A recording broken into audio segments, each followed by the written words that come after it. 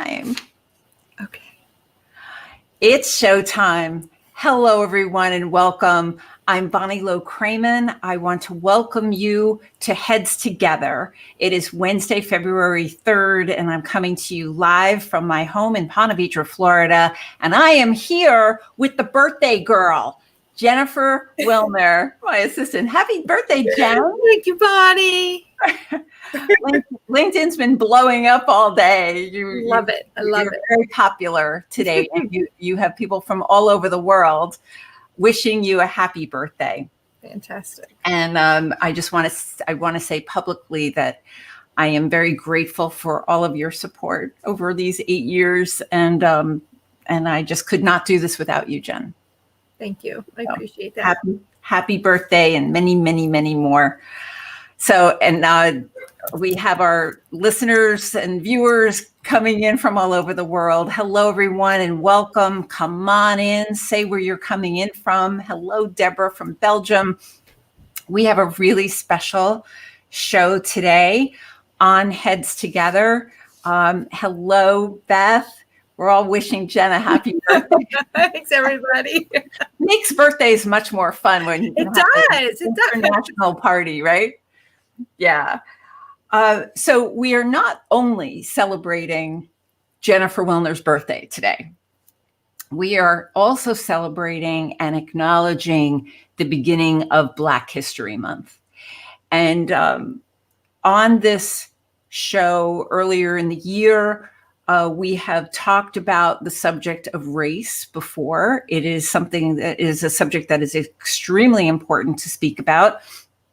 And in the profession of assistants, what we know is that what assistants do is that we have to look at a situation from all sides, from in every aspect of a situation, because only then can we solve it. And we're the fixers. The assistants of the world are the fixers. So in exploring this subject, which can sometimes be messy, that's okay, because assistants really know how to do messy very well. Don't we, Jen? Yes, we do. So I want to welcome all of our viewers from coming in from all over the world. Today kicks off a series for Black History Month. And I had an idea earlier this year, in the aftermath of George Floyd's murder in Minneapolis on May 25th. And it is a subject that's, on my mind a lot. I had an idea for an article that we ended up publishing this past Monday, and Jen is going to put the link in the chat. I had an idea to collaborate with Black assistants on an article about what it's really like to be a Black assistant. And I like to think from my work with Be the Ultimate Assistant and having assistants of many, many races in our classrooms that I was pretty enlightened about this subject. But in writing this article, I found that I learned a thing or two or three from the collaboration with Black assistants, that there were some things that I didn't know. And I'm delighted to have published this article, and that we are doing this series on Heads Together for these next Wednesdays in February. And I've invited with each week to honor and acknowledge a Black assistant. And so today I have the great pleasure of introducing you to one of the contributors for the article, Spencer Casseus. And Spencer so generously spoke with me a few weeks ago. I want to tell you a little bit about Spencer. He's based on Long Island in New York City, and New York is where he is from. Spencer spoke with me on the phone, and then I asked if he would join us today to have a conversation, to continue the conversation. And he definitely has a point of view and lots of really great things to share. As we're talking, if you can not only wish Jen a happy birthday and say where you're from, but if you can include your questions and comments for us about the subject of Black History Month and race in the workplace, and what the experience is for Black assistants that resonates. We know that having a conversation is one of the most important ways to break down barriers. So that's what we're going to do. Let me tell you a little bit about Spencer, who's been working as an executive assistant and personal assistant for 18 years. So he is very experienced and very skilled. He began his career in publicity and media. He's very interested in entertainment. And he worked for some of the biggest companies that you've heard of for sure, Burger King and AstraZeneca, Procter & Gamble, FedEx. I mean, the list goes on and on. So he has a really deep experience with those companies. And then what he has found is that he had a real passion and connection to being an executive and personal assistant in entertainment. So he has supported 3 CEOs in his career. Right now, he's overseeing fundraising development at a small not-for-profit in Brooklyn.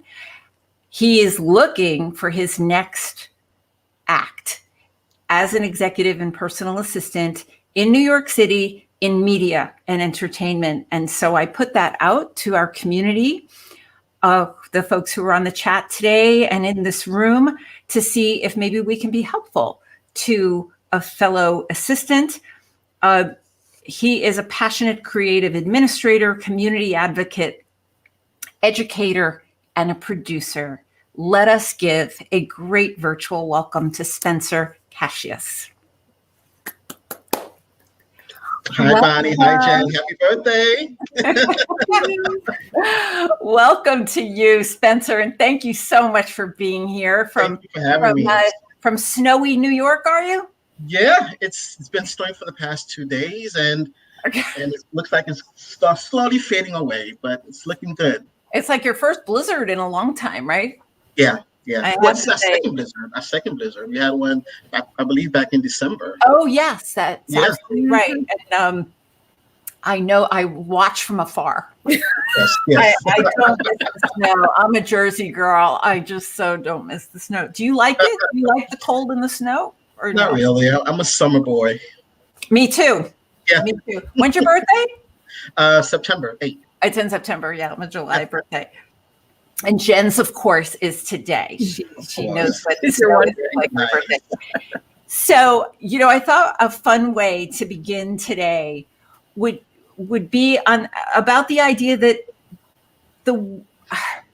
okay, let me just back up a second. Mm-hmm. In our phone conversation, there were several things you said that surprised me, Spencer, but one thing made me open-jawed. Like I gasped when you told me this, because almost as an afterthought, I thought to ask you at the end of our conversation. So, just tell me, Spencer, after the last year, how many conversations have you had about race with a white person?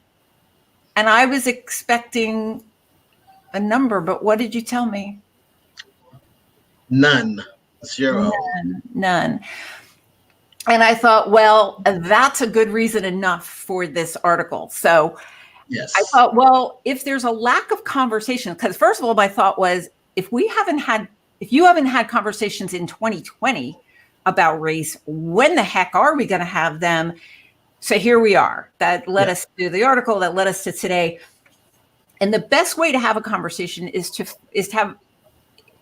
find areas of commonality. So I'm going to ask you a few rapid fire questions. Mm-hmm. And I would like to get to know you better, as would Jen, as would our audience. Yes. You ready? Yes. Okay. All right, here we go. Nina Simone or the Supremes? Nina Simone. Love her to death. Favorite TV show as a kid? Fame. Fame. Loved Fame. You dancing, singing, all that. Love it. Love the arts. Yeah. When travel is safe, where's the first place you're going to go? Mexico. Where in Mexico? Puerto Vallarta. Oh. Love it. I went there 2 years ago and I loved it. Favorite ice cream? Rum raisin. If you could only have one book on a desert island, what would the book be? The Bible. Favorite superhero? Don't laugh. Wonder Woman. That's great. What is your least favorite sound? Fire trucks. Fruits or vegetables? Vegetables. Favorite beverage? Water. Last thing you binged watched? Bridgerton. Oh. Yes. Jen, have you seen that? Oh yeah. It was I'm amazing. waiting for the series. For those of you listening in the chat, feel free to enter whatever answers to questions you would like for us to know about you. What's your favorite movie, Spencer? Oh, so many. I know. Yeah, it's hard. Favorite movie. There's so many, but I'm going to say Erin Brockovich.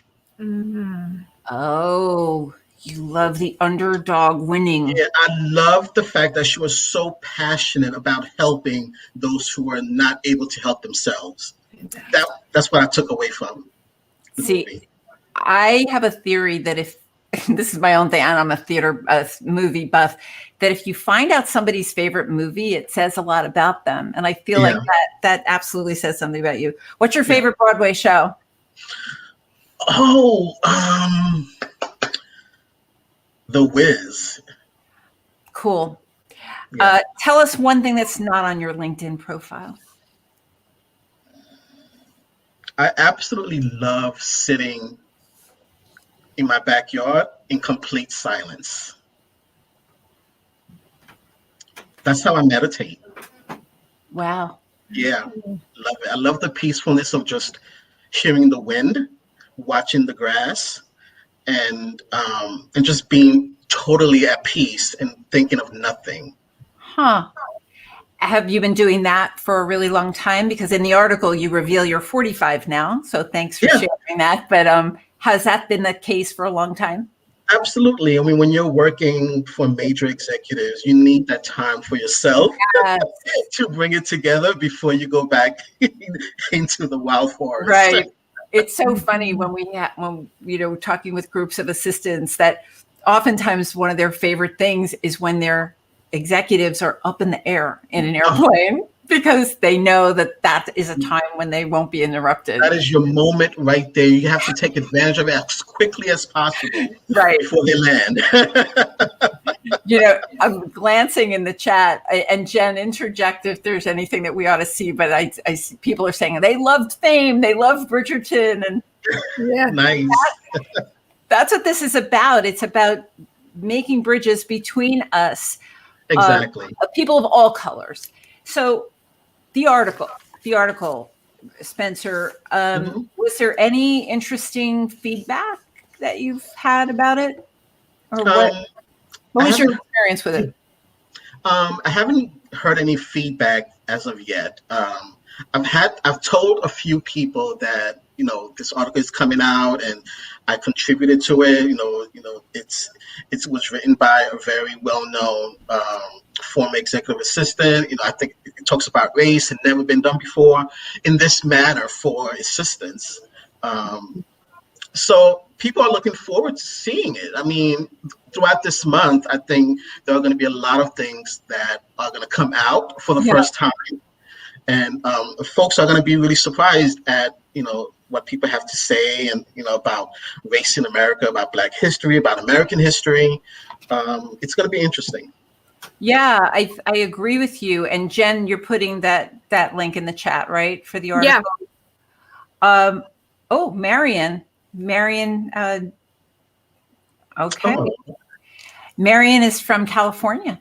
So nice. Already. Hello, Marion.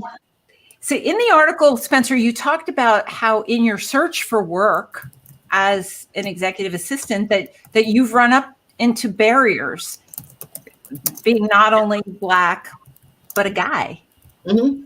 in a field Yeah. that's so dominated by females. Yeah.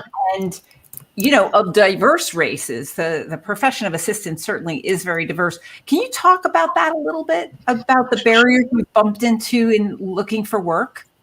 Yeah.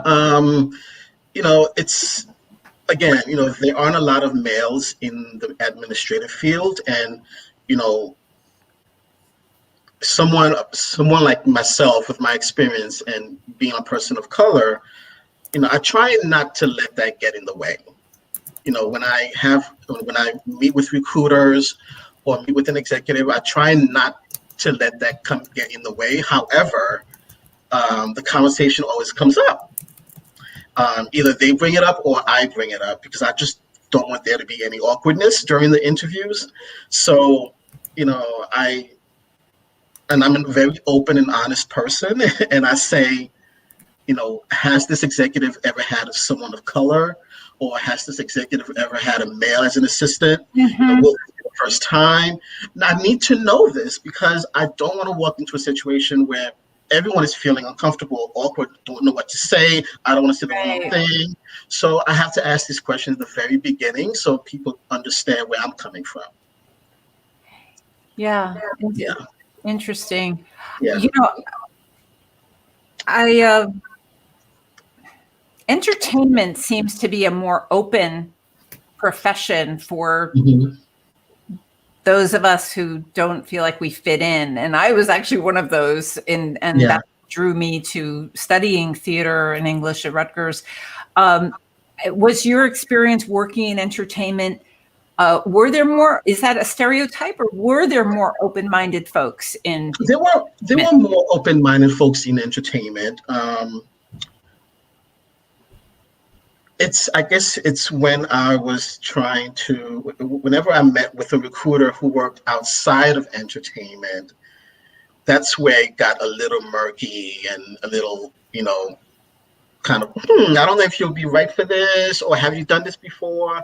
But there are some executives in corporate entertainment who have not worked with a Black male assistant.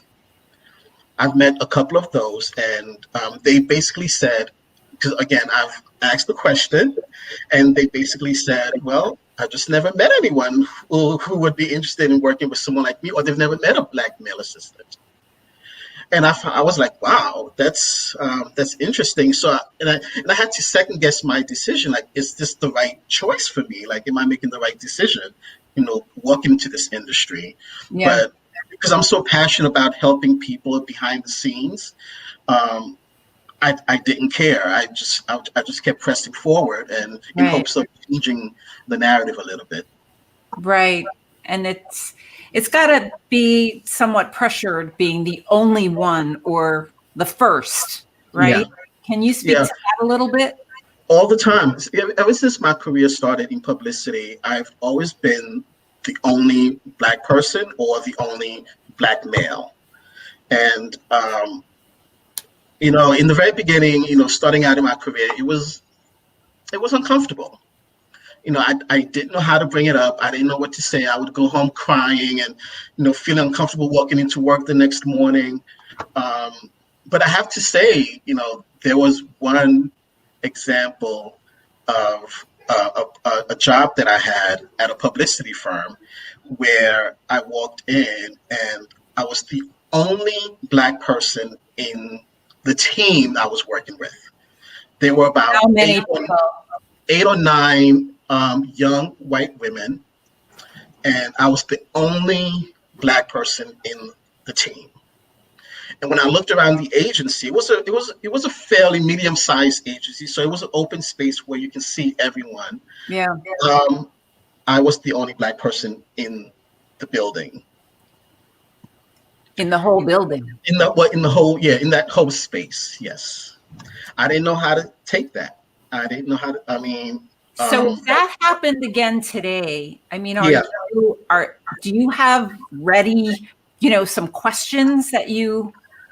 Of course. What do you say? Yeah. What are some words you say? I want to know what the diversity initiative is for that company. What are your goals in bringing in different types of talent, Mm. and how are you doing it? Um, I'm learning to ask the right questions without being offensive, Mm-hmm. but I try to be as honest as I can, and try to tell folks about my experience so that they can understand where I'm coming from. I mean, Right. some people say, just that's too much information, hold back a little bit. I don't want to do that because we'll never be ahead of our times. We'll never move Right. forward. Right. And I So I think don't want to hold back. I'm right. going to say what I have to say. Cool.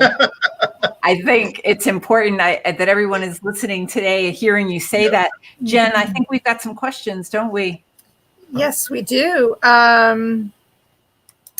So, Spencer, can you share more details about the questions you received during the interview process? Oh, sure. I mean, there were valid questions. I think those questions are, they've never been asked before to me. Mm. And I don't know if it's because, um, white people are afraid to ask me questions about race because I'm an open book. I mean, we have to be open about we have to be open about this, with everyone. But I was so excited when Bonnie asked me, to do this and ask me those questions. I was like, "Whoa, no one has really asked me those questions before," and I was so happy because Bonnie was open enough and understood where I was coming from, and she was willing to listen. That's the most important thing. As long as you're willing to listen to other people's experiences, we'll Yeah. understand each other. Even if you remove the whole race issue out of the question, just speaking to one another, understanding our backgrounds and understanding our differences, we'll Right. find that we have a lot in common. And Bonnie, we had a few things in common, right? We did. I mean, we're both like theater junkies and movie junkies. And you actually Exactly. gave me a few suggestions that I ended up doing. I don't think I told you this, that I ended up watching the Misty Copeland documentary, which was fabulous. And the things I watched everything you told me to watch. Yeah. And they were great. Yeah. So we're just two people who were both from the Northeast. Yes. And I'm from entertainment also, so I understand that. What we know, the data is clear that a diverse group is a more creative one, a more innovative one, a more productive one. Right. We just need to take the time to get to know each other better. And I mean, we cannot oversimplify the racial problems in our country. Right. So, Yeah. Jen, I think we've got a couple more questions because I could ask Spencer questions all day long. Yep, we have one. Can you share some advice to help change the narrative? What do you think, Spencer? What can we do? Just listen to one another. Try to put yourself in someone else's shoes.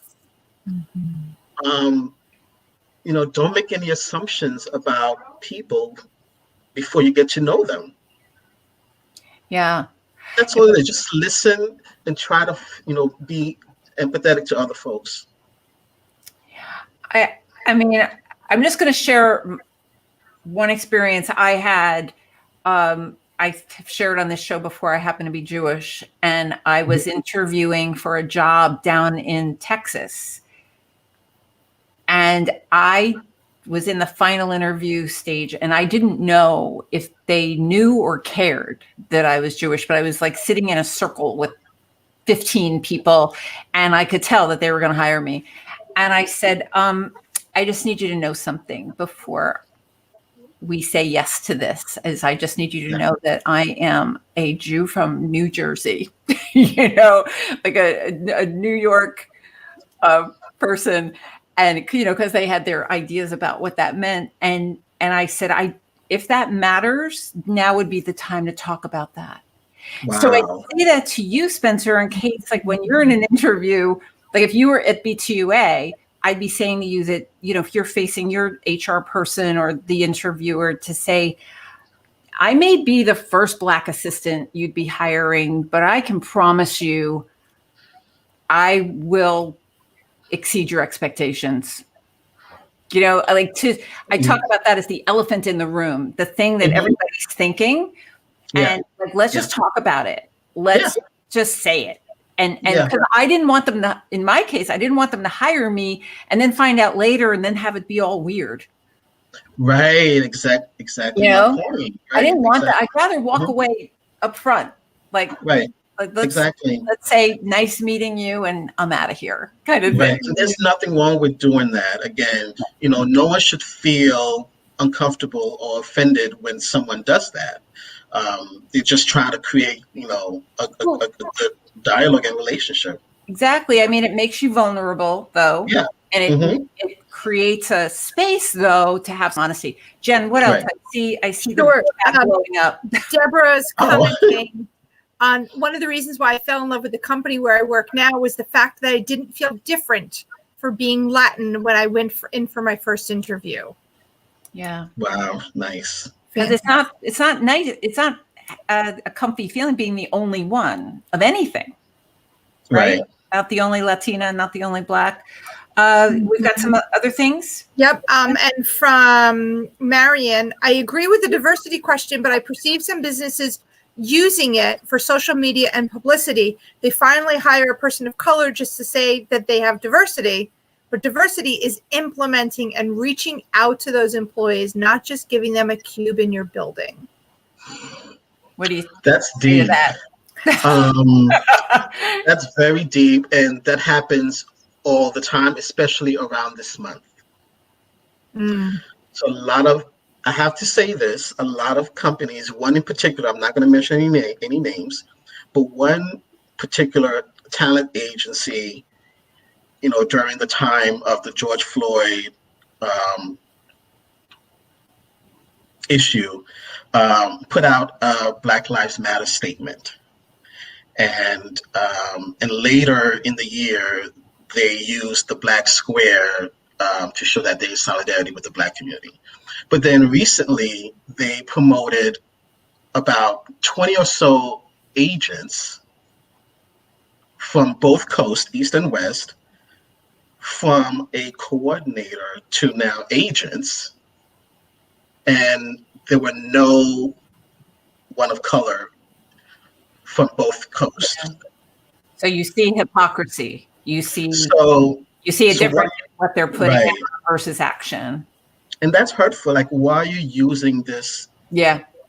I mean, what are you doing? Legit. That's a legit comment.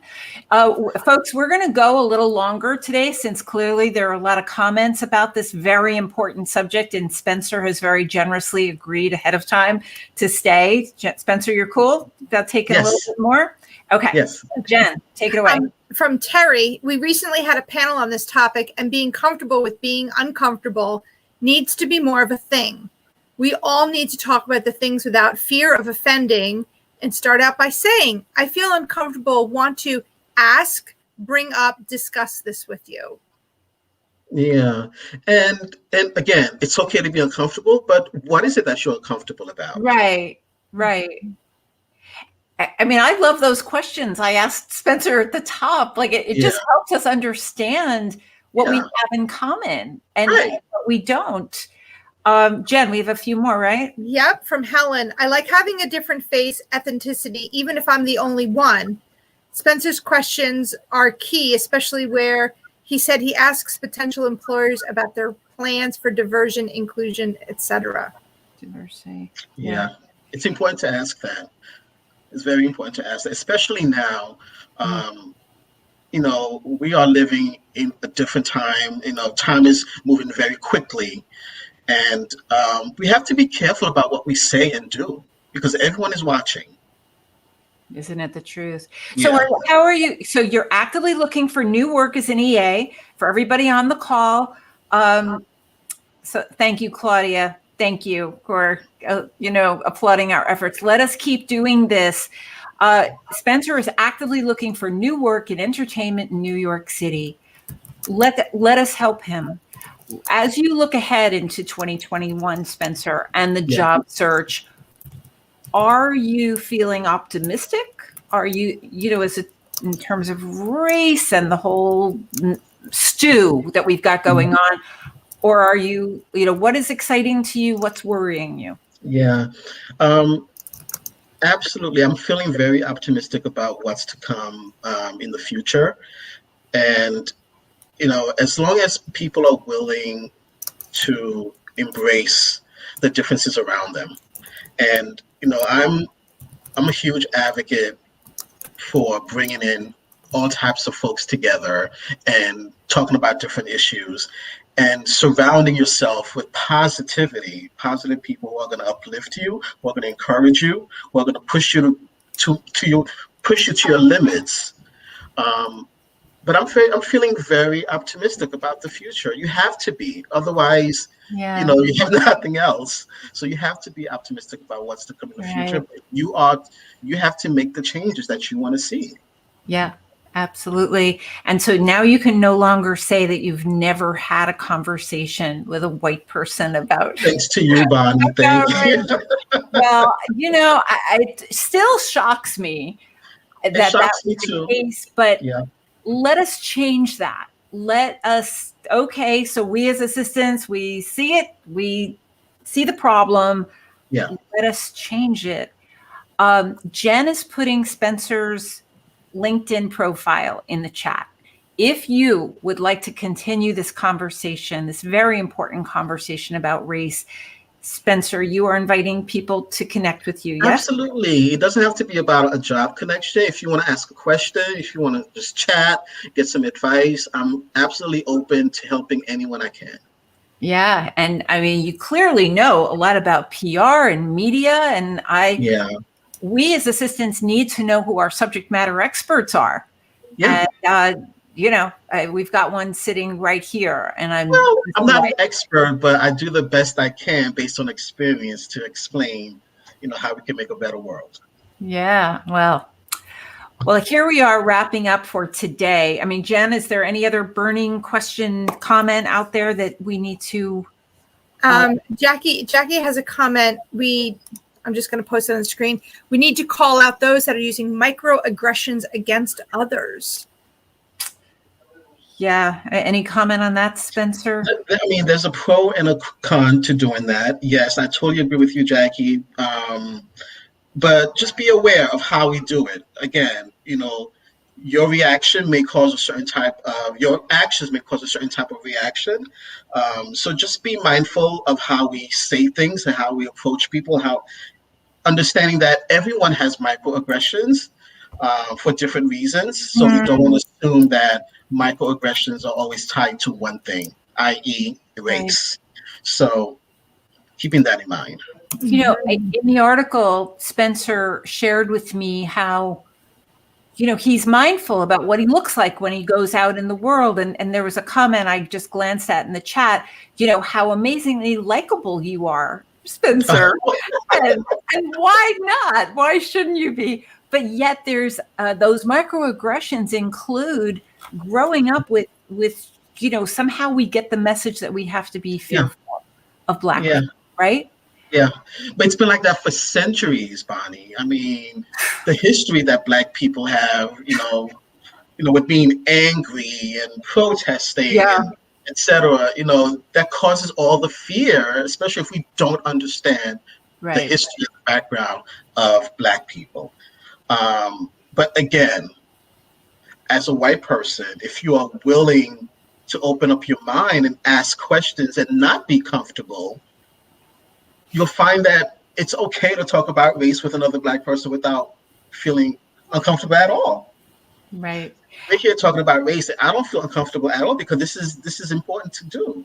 Got it. Well, at the end of the article, I included a link for some free resources about being an anti-racist, movies and books and articles. It's just, I didn't compile this list, but I give credit to the two ladies who did. It's an amazing list. And I think Jen posted the link in the chat. I read the book over the summer called Cast, which I was blown away by. And there are just so many things we can do to educate ourselves. I'm not so naive to think that one Heads Together show is going to solve centuries of Yeah. miscommunication and misunderstandings between race. But you know Yeah. what? We're going to give it a shot. We're going to chip away at this. We're going to keep doing this every Wednesday this month. And Spencer, please come back on. Please let us stay in touch. Absolutely. I'd love to. I want to keep getting your recommendations. I give you an open invitation. Anytime you see something you know that I would love, just please share it, and we'll do the same. Thank you, Bonnie. So Jen, any last? There's we've gotten a couple more comments. One from Helen. As you seek employment, Spencer, what types of direct managers do you prefer? As an example, she says, I can't handle a micromanager or someone with inconsistencies in their professionalism. What's your favorite or ideal manager or company? Yeah. I just recently experienced this. And it's very important to know that if you're going to hire an executive assistant, there's a reason why you're hiring an executive assistant, because you need someone you can trust. You need someone you can rely on. So there is no need to micromanage. So I would prefer someone to trust me, trust my skill set, trust my knowledge, and trust that I will take care of you without having to micromanage. Does that answer the question? I hope so. And if you could name the company where you would work next, what would it be? Oh, Bonnie, you're putting me on the spot. Oh, my God. Put it out there. I mean, you don't have to if you don't want to. But, I mean, sometimes if we put it out there, you never know who's listening. I'd love to work for a television network. I love the creativity and the quirkiness and fun of Bravo. Okay. And the talent and the shows of Discovery. So working in those two networks, I think matches my personality the most. Okay. Yeah. All right, ladies and gentlemen of the assistant world, you have heard it here. As we wrap up today, I want to let everyone know that Be the Ultimate Assistant virtual, live, and on-demand classes are available for registration now on the website, betheultimateassistant.com, as are free resources for anti-racist resources, anti-bullying resources. These are such issues for this profession. We are offering a promo code for BTUA bonus 21. Right, Jen? Did I get that right? Did I get that right, birthday girl? BTUA bonus 21 to save 10% off our offerings for 2021. My fondest wish is that the information you are getting here at Heads Together and what we offer at Be the Ultimate Assistant can genuinely, sincerely enhance your work and your life so that we can have a workplace where we are respected and valued and paid fairly. How about that? Where we do not have discrimination and we do not have racism, because it doesn't work. There is no way to be wildly successful and productive when those negative behaviors are given air and given the opportunity to live. So Spencer, Casseus, thank you so much for being here. Thank you guys so much. And get ready. I'm sure a lot of people are going to want to connect with you. And yes, thanks, Jackie. Thanks for being here. Thank you all for being here. Jen, once again, happy birthday. Thank you. Happy birthday, Jen. We'll see you next Wednesday, 3 p.m. Eastern Time. Our guest will be Executive Assistant from Washington, D.C., Sonia Pons. She is an amazing executive assistant, as is Spencer. So come back and visit us next Wednesday when you get to meet another extraordinary executive assistant. Thank you all. Good night.